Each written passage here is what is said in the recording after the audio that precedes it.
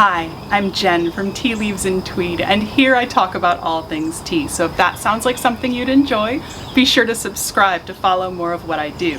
Today, I'm sharing another historical tea session, but one that doesn't even involve tea. Instead, I'm going for kind of the ultimate cottagecore, and today we're having tea with Esther Copley.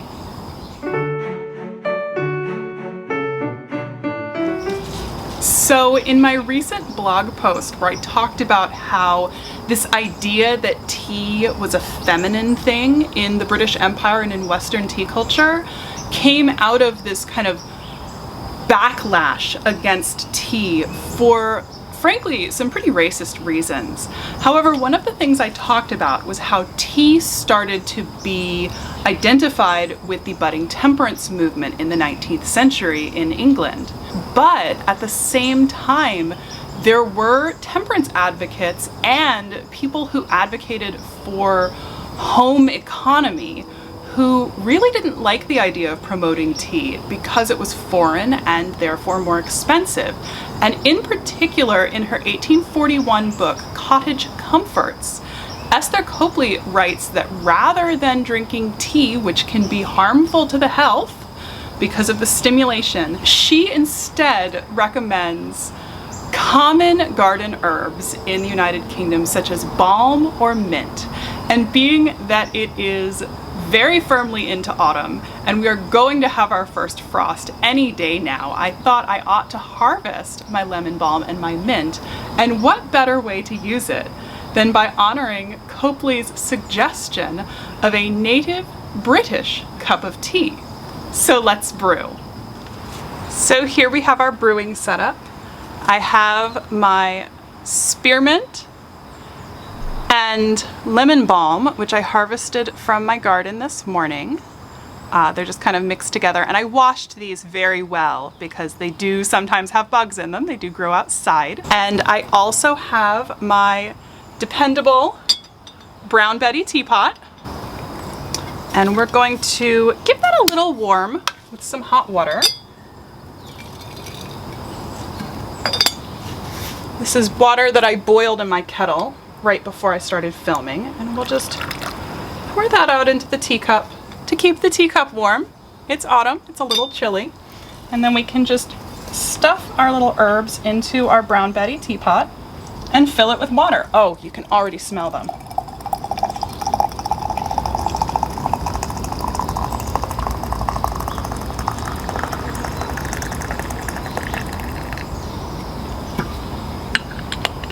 And then I'm going to put a little tea cozy on my pot. I made this myself to keep the tea warm, because herbal teas can steep for a very long time. There's a little bit. So there we have our little pot of tea. And we'll let this steep while we talk a little bit about herbal teas. So you may have noticed that in my introduction I talked about the fact that this was a feature of the British temperance movement, and that Esther Copley was a British author advocating for the use of native British herbs. And of course, I don't live in Britain. I live in the United States, I live in North America. And of course, balm and spearmint are not native North American herbs.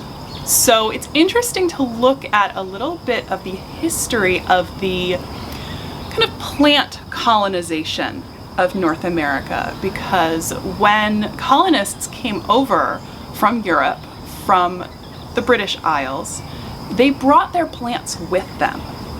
And in particular, they brought a lot of their plants that they would use to populate their cottage or their kitchen gardens. So herbs like rosemary, parsley, mint, lemon balm, thyme, these herbs that were both delicious and used to flavor foods, but also used medicinally.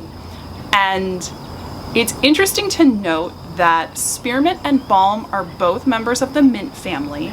And the one thing that mint family herbs are really good at doing is taking over and growing wherever they can get a foothold.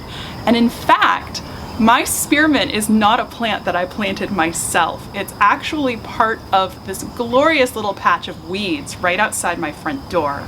And I just kind of found it one day, and you will just find spearmint growing. It doesn't have to have been planted there recently. However, all of the spearmint on this continent would have been brought over by someone from Europe or Britain. And it's interesting to think about the fact that what we now think of as native weeds are actually invasive species that came over as part of the colonization. So just an interesting little thought, and it's something I've been thinking about a lot as I go through my herbal education, because I can actually wildcraft plants that are not native to the continent on which I live, which is kind of interesting. So I can have this kind of typical British pot of herbal tea without having to live in Britain. So it's an interesting thing to think about. So I think we're going to give our tea just a little bit more time. I mean T-I-M-E. Little herbal joke for you there. And then we can see if this is really as invigorating a morning cup of tea as my good old Camellia sinensis. So now it has been about 5 minutes, and that's about the minimum amount of time I like to let herbal teas steep. They can actually go for a very long time. And in fact, with a pot of tea like this, I could just pour a little bit of it out and then refill it with hot water and just kind of keep it going as long as it still has flavor. We'll pour our hot water out. I am using my Brambley Hedge Autumn Teacup because nothing says ultimate cottagecore to me than the Brambley Hedge series. So let's give it a taste. It is this kind of delightful yellowy green color that I love about mint teas. It smells very cheery. It has that kind of bright green minty scent that spearmint has, and the lemon balm adds this beautiful lemony quality. And if you've never had fresh lemon balm, try to find it, because I'd had dried lemon balm in the past, and I guess it wasn't the best quality because I got a new batch of dried lemon balm from a better supplier, and I started growing my own fresh, and I never realized just how lemony it could be.